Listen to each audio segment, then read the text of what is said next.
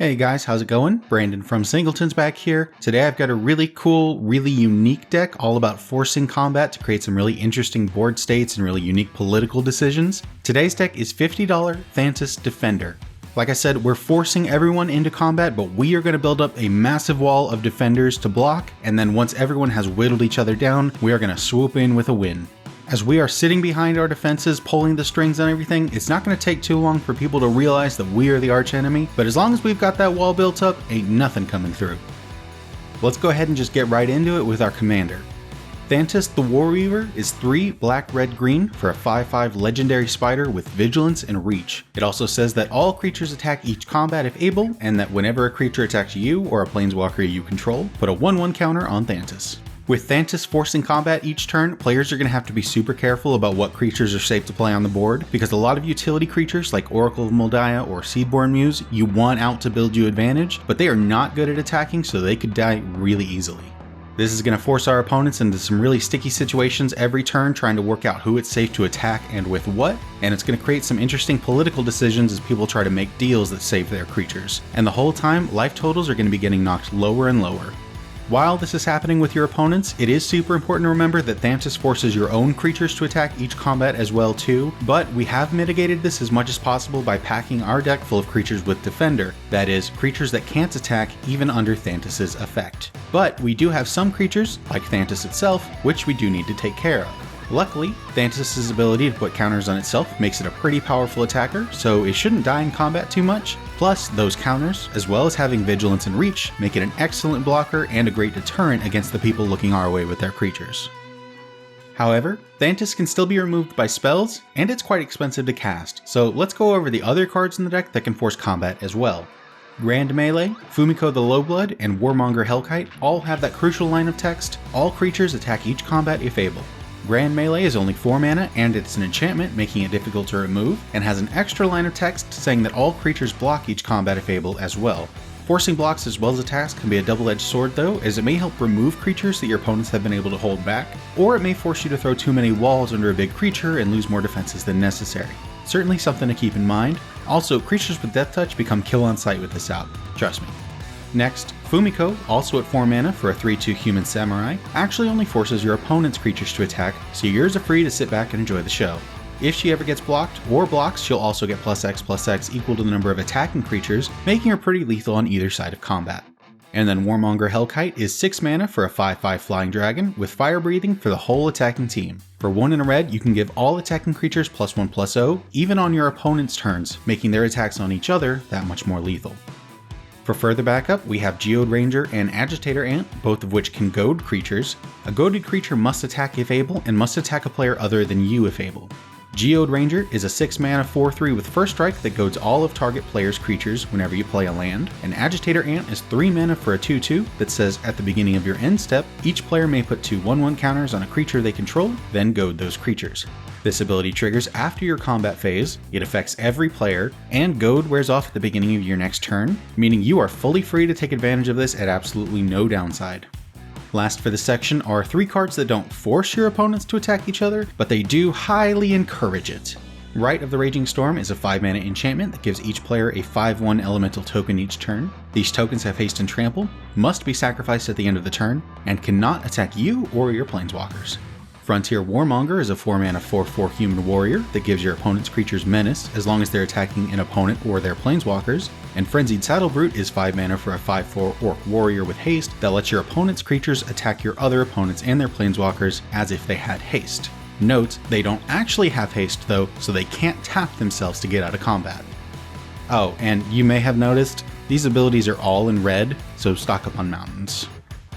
Next up, as the second most important part of our strategy, you'd think we'd go over all of the defenders in the deck next, but there are about 25 defenders in here that all do different things, so we're just going to go through the deck in regular sections and call out the defenders as we get to them.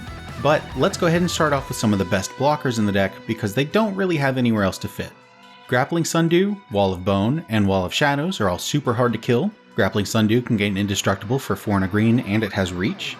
Wall of Bone can regenerate for a black, meaning the next time it would be destroyed this turn it just isn't, and all combat damage dealt to Wall of Shadows is reduced to 0. Next, Aetherflame Wall, Wall of Blood, and Wall of Lava all have pump abilities, making them super lethal blockers. Aetherflame Wall has fire breathing and can block creatures with shadow, you know, in case that comes up. Wall of Blood gets +1/+1 for each life you pay to it, and you can pay a red to give Wall of Lava the full +1/+1. Take a picture, folks, you're not going to see that ability again anytime soon. And then Wall of Razors is a 4/1 with First Strike, and Taproot Kami has reach, and its toughness is equal to the number of forests in play. A couple more defenders that don't really fit in anywhere else are Jodi Offshoot and Overgrown Arch, both of which gain you life in case things get a little too dangerous. Jodi Offshoot gains you a life whenever you play a land, and Overgrown Arch can tap to gain a life. You can also pay to and sack the Overgrown Arch to rummage, but I guess they misspelled that part. Moving on to ramp cards, we have the staple mana rocks in our colors, Soul Ring, Arcane Signet, Golgari Signet, Gruul Signet, and Talisman of Resilience, and the staple land rampers, Farseek, Rampant Growth, Cultivate, Kadama's Reach, and Circuitous Route. The deck can be pretty mana hungry, so we want as much mana as possible to cast our spells, or we can just play them for free with Court of Bounty. This 4-mana green enchantment makes us the Monarch and lets us put a land from our hand into play during our upkeep. But if we're still a Monarch when this ability triggers, we can actually put a creature into play instead. If you're unfamiliar with the Monarch mechanic, it is a player status that is represented through a token or an emblem that you keep in your command zone. The Monarch mechanic only comes into play when a card effect specifically makes a player the Monarch, after which the Monarch status is in the game until the game is over. The Monarch draws a card at the beginning of their end step, and whenever a creature deals combat damage to the Monarch, its controller becomes the new Monarch. This mechanic already convinces people to attack more often than normal, but it gets downright nutty when they have to. Or, if we set up our defenses well enough to stay the Monarch, it's permanent card draw for us every turn. As for defenders in the ramp category, Vine Trellis taps to add a green, and Tinderwall can sacrifice itself to add red. Overgrown Battlements taps for a green for each defender you control, and Axebane Guardian does the same, but lets you add any colors of mana you want. Defenders are usually cheap and tough, so they kind of stick around for a while, meaning that these two can make you absolutely insane amounts of mana. For removal spells, we really want to focus on single target removal rather than board wipes, since we never want to get rid of our walls. Plus, we can expect creatures to die more often than normal since they have to attack each turn.